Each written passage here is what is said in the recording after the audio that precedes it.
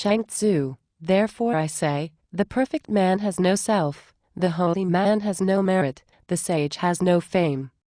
p.26 Self, merit, and fame. Three names for the same idea. All of these terms are used to help the ego. The self is one's consciousness of one's own being. Merit is a term used to judge one's grandeur. Fame is being of great renown. All of these things seem to boost one's ego. The relaxed men who feel oneness feel no separation from others. A man Chuang Tzu tells us to strive to be as one who does not need reassurance from the outside or the inside. The pursuit of these things can often lead one to distress. Indeed, a sage is one who is venerated for experience, judgment, and wisdom. However, that man does not venerate others. Therefore, one should not be a spectator or a dilettante when reading the words of this text, because being a spectator creates separation, and if one is a positive spectator, she will proceed to venerate. According to Chuang Tzu, we need not venerate, rather directly experience his words. Yet, to go about following this saying is not something that can be explained. If there's no use for it, how can it come to grief or pain? p.30 How does one explain these quotes? I can state my perspective on them, but it is hard honest verbally. In the words of King Lear, fi, pa, pa. Shakespeare.Lear.iv.vi.129. Chuang Tzu here tells the logician Hu Tzu that he should not fret about a tree that seems useless to him, but rather plant it, sit by it all day, and do nothing. Lazy? Judge not, judge not, judge not. It does not matter if it is lazy or not, in fact, it just is. There's no grief or pain when judgments do not exist, and from a logical perspective, for if there's no use for something, why should one get upset about it? Actually, on second thought, the way it sounds is better than if one tried to rationalize it, similar to, don't single quote sweat the small stuff. Nonetheless, from a Western or rational standpoint, things that are of use are the only things we can gain from. In most cases this means financially, personally, again, ways to boost the Freudian concept of the ego. So how could the disappointment of the discovery of a useless object cause distress? In this society, we lose time when we invest ourselves in the object, which results in a period where we gain nothing. Chuang Tzu suggests that we might gain something from realizing that useless objects are useless, for they are useful in realizing that they are useless. In the end, the thing to be gained is happiness and tranquility, but is it? Again, all we can do is take these words for what they are, and the conceptualization of them will make it very difficult, perhaps impossible, to gain anything out of them. Gain, lose, not gain, and not lose. Great understanding is broad and unhurried, little understanding is cramped and busy. p.32 I like this one. Cram knowledge, cram, add, and add. This seems to be the general mentality of our surroundings. More is better. The more you have of something, the better the reward. The more studying you do, the better grades you will get. The better grades you get, the more doors will open for opportunities. When we live like this, we are no more than a statistic, or are we? Let me be more clear and limpid. p.32. A mind at ease will absorb more. A mind at ease might have more tranquil intentions when pursuing anything. A book, any form of art, for instance, is best felt and experienced when done so at ease. When we do not rush through things, obviously, we absorb more. Here is a problem that I see. In America, unless you are a trust fund baby, there is a question of survival. Don't we need to eat to survive, to maintain life? How as human beings, can we have the time to get the fullest experience out of anything when there are necessities? That is where I do not understand.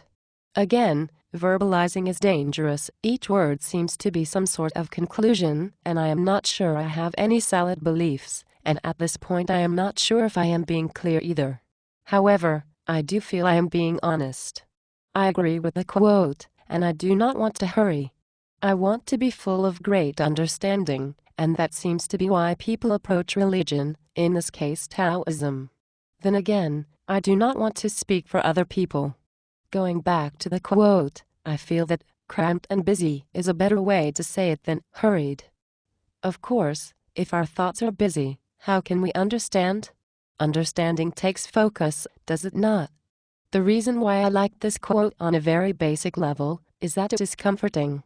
Pressures I feel command me to get things done, and all I want to do is understand, or at least understand why I do not understand.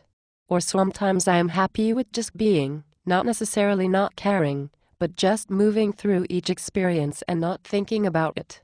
In fact, I am most at ease when I am just being.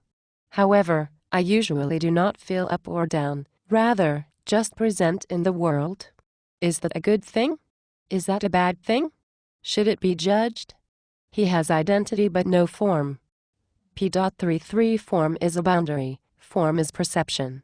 It seems Chuang-Tzu feels things are there, for how else could we talk if there was nothing to acknowledge? However, things do not necessarily have a form. In this passage he was referring to a true master. Perception is important. Blake states in The Marriage of Heaven and Hell, when the doors of perception are cleansed, everything will appear as it truly is, infinite. For man has closed himself up, till he sees all things through the narrow chinks of his cavern. Blake.marriage.xxiv.15-18. Perception seems to limit us, and how can we approach anything with an open mind if do not realize that we perceive? We realize that everything seems infinite or empty, or both, or neither when we acknowledge this. Chuang-Tzu does not know what makes morning, morning, and evening, evening. But he knows they exist. Here is the paradox, where we do not know, and we know. We are decisive about being indecisive. I am lost, but I am always lost, and it is nice.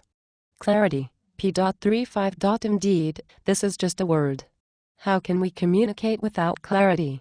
Well, some Westerners might argue that this text lacks clarity. One might argue this specific section is the least clear. What is clarity? Clarity is honesty, and it is thought-provoking. Can one be clear and not clear at the same time, and who judges this clarity? Is there a general form for clarity? What? I think this section is clear in its attempt to deconstruct a thought process. Every judgment, right and wrong, has its opposite. Clarity seems to be the opposite of Chuang-Tzu's way of speaking. It seems clear that he wants to be not clear to maybe prove a point. It seems to be the renunciation of logic. Chuang-Tzu throws out a string of questions and paradoxes, and his only decisive statement is, the best thing to use is clarity. P.36. This passage is a paradox in itself, and I understand that I do not understand the words, but I know there is a message behind it all. Again, no form, yet identity. I realize humor is seen as a distancing mechanism, but I would like to assert an example here. David Byrne, the lead singer and songwriter of the Talking Heads, insists that we stop making sense. The band also released an album called Speaking in Tongues, which is often what Byrne does. I think his message is a similar attempt at deconstruction and trying to make us understand that comfort can lie in not understanding. Making them so makes them so. P.35 Chuang-Tzu seems to be talking about judging things and giving them labels. What makes something good or bad? Making it so. Once you conceptualize anything, an event, a thing, or a person's actions, you are making it so. In other words, your thoughts about things become your reality. I apologize while I write, often the word is thought, and I will type the wrong one. This could occur. If we do not label, we do not separate. Again, David Byrne says, everything is divided, nothing is complete. Everything looks impressive, do not be deceived. Chuang-Tzu says, their dividedness is their completeness. Is Byrne a little more Western? Well, when we do not separate, everything is one. One might ask, well, if nothing is good or bad, why do bad things happen? Indeed, people are murdered and raped. How do we answer this? It is hard. One way to digest it may be to assert the golden rule. If we treat others like we want to be treated, and we all do not want to suffer, and there is no separation, then shouldn't an inherent morality exist? I do not know. There is a beginning. There's a not yet beginning to be a beginning. There's a not yet beginning to be a not yet beginning to be a beginning.